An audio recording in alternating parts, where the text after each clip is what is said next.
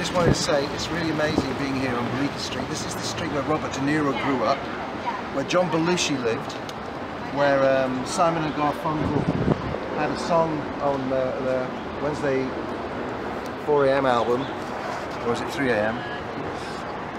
And Joni Mitchell mentions Bleecker Street in a song on her '69 album Clouds. So this is really, really important area. Dave Van Ronk Street is over, Dave Van Ronk Place is over there, and where Dylan lived in West 4th Street is really close by. So this is an amazing cultural area of 60s Bohemia and folk singers. It's just fantastic to be here. And over there, where that horrible clothes shop is, that used to be Rebel Rebel, one of the great New York record stores, which was closed down because they wanted to expand and the landlord could charge them more money. Isn't that just wrong? This little street is Dave Van Ronk Street, a kind of forgotten, super important folkie from the 60s, a big influence on Bob Dylan. Bob Dylan said that in Greenwich Village in the 60s, Dave Van Ronk reigned supreme.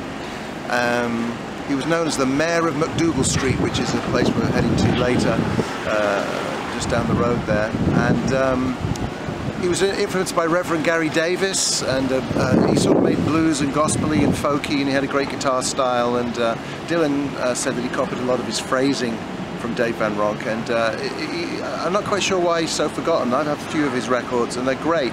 So they've even named a street after him. So if you don't know who Dave Van Ronk is, I suggest you go and do a little bit of research, because you'll be very happy.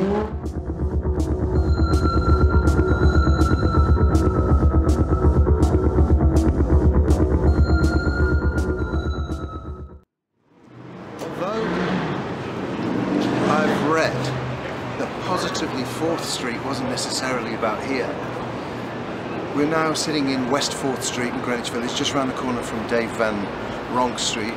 And this building, which is actually under renovation right now, is the building where Bob Dylan used to live. You can imagine him walking down these steps into this atmospheric street full of all these great New York buildings with fire escapes on the front. The place next door is called the Pink Pussycat. I don't know if it was called that in 1965. This is such an important part of musical history, the whole folk scene and Bob Dylan's growth into the great artist that he became. It's all about here. This is where it all started.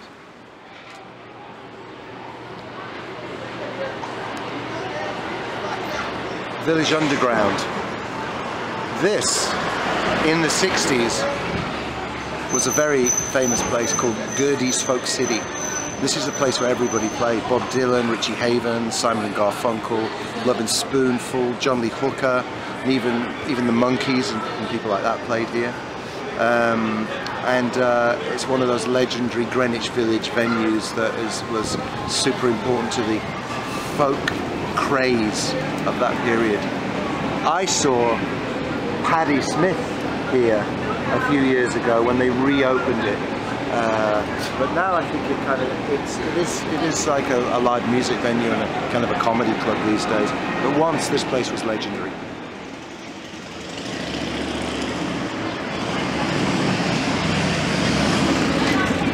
Café War, Greenwich Village, here the Harley. This is the place where Jimi Hendrix played. And there he is to prove it, Bob Dylan, and I guess the usual luminaries. Two interesting things about this place. One is, we always think of a wah-wah when we think of Jimi Hendrix. And of course they spell wah here W-H-A, whereas a wah-wah is spelled W-A-H. Explanations, anybody? The other interesting thing about this place is, guess who used to own it? Manny Roth. Who is Manny Roth? David Lee Roth's uncle. Who knew? This is my favorite cafe in New York City. This is Cafe Reggio in MacDougal Street, and it was established in 1927. This is the place where the cappuccino was introduced into America by Domenico Parisi, and the original machine that he bought and opened this cafe with, this built in 1902, is still in the cafe. It's an amazing place. Apparently somebody who would know the answer to this told me that this is where Patti Smith wrote a lot of her lyrics. Interesting. Coming up to actually perhaps one of the best known places in the West Village in the 60s, the Bitter End.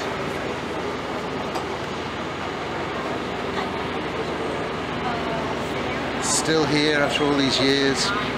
I mean, talk about Bob Dylan to Suzanne Vega, you know. When I think back to all these places that we visited today, and all you know, Richie Havens, and Fred Neil, Peter, Paul and Mary, Bob Dylan, Simon and Garfunkel, it's just an incredible history of folk and folk rock, and all those meaningful songs, political songs. I was thinking, like, in these days, there isn't a lot of meaningful political songs, and all those guys and girls were Joan Baez, Joni Mitchell, even when they were writing hippie songs, they were still writing like protest songs. Big Yellow Taxi is a protest song by Joni Mitchell. But they all played here, the Bitter End. Just coming out of Generation Records on Thompson Street in the West Village, and I just found a whole lot of records that nobody's ever heard of, in really good condition, with great cover art that nobody but me is ever going to listen to, and they're all in here. Excellent. We're just entering Washington Square Park, and this was the hangout of the 60s, luminaries in the summer, singing songs. Walk with me. And what's going to happen is you're going to see, you know, the 21st century version of Washington Square Park, all kinds of things going on. I hear they just legalized marijuana in New York, so you'll be smelling it more than you used to before last month. But I guess in the 60s this was a marijuana mecca. And as you see, as we're coming through, tons of people. It's just a vibey place, and coming up to the centenary arch, and that's kind of a really famous icon of Lower Manhattan.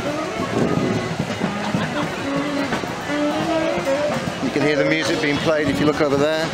There's actually a band with drums, double bass, saxophone.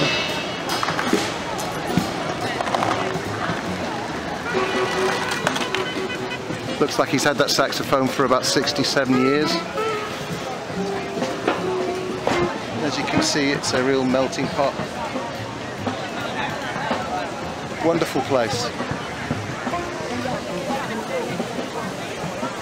Fountain.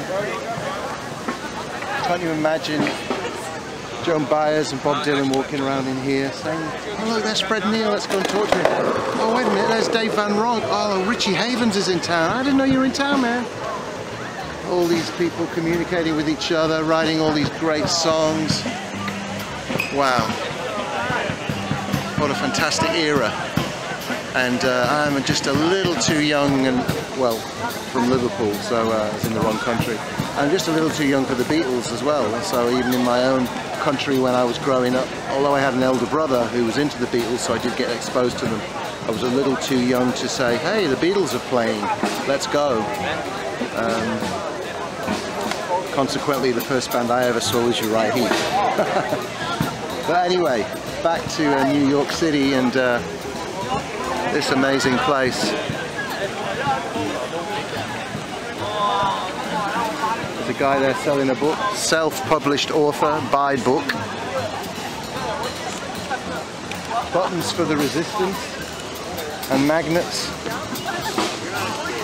I don't know if that's the badge or the pin, as they call them in America, is the modern day equivalent of the protest song in the Trump era. And if you look around the skyline here,